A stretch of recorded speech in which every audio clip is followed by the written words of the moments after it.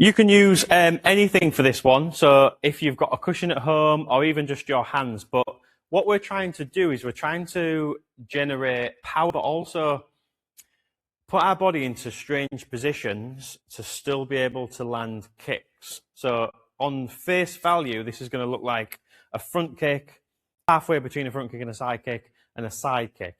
But what we're trying to achieve here is to get our body into a position that even if somebody moves, I can still fire an effective kick towards them. So all I'm going to do is I'm going to stand in front of Mr. Lukic, and his position is not going to change. So he's going to set his feet here, and his position is in where he's standing is not going to change. So I'm going to stand here, and all I'm going to do is get him to kick me. And all he's going to try and do is just generate some power and push me back from there.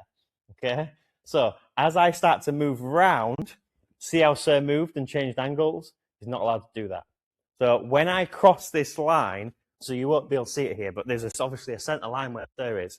When I start to cross over to this side, it's going to make more sense for him to use this leg. When I start to cross over this side, it's going to make more sense for him to use this leg. So he stays facing the same way. I move, he doesn't. So now he's got to fire a kick from there, obviously using this side leg. Okay, it won't feel natural because it's a little bit between a front kick and a side kick. Then I take a bit more of an angle. And then from there, again, his position changes and he always returns to facing that way until I can end up right at the side of him. So like I say, you'll end up firing kicks which technically look strange because your foot might have that kind of angle. But what we're trying to do is get our body into a position where we can still generate force and we can still land a kick without throwing us back. Now, one thing that we can do to make this a little bit more challenging, and some of you can try at home, is I'm going to bring Sir to the center. And all he has to do is he continues facing the same way. He does a burpee, and then wherever I am when he stands up, he kicks me, okay? But again, he can't go down, and then if I'm over there, spin, he stays here, and then he would kick at that angle, okay? Just to remind him that he's not going to move.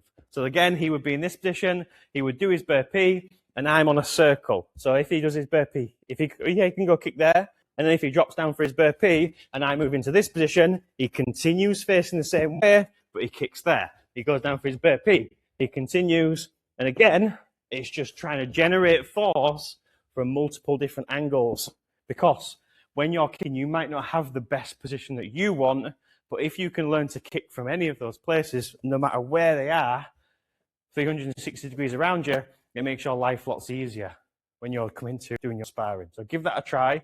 Like I say, get the burpee on. It gives them that sense of, you can even get them to close their eyes as well. So they only see you when they stand up. They do the burpee, eyes closed, stand up, okay, they're there, and you can start to make it look like a fight scene in a movie because you're fighting people at all different angles. But give it a try.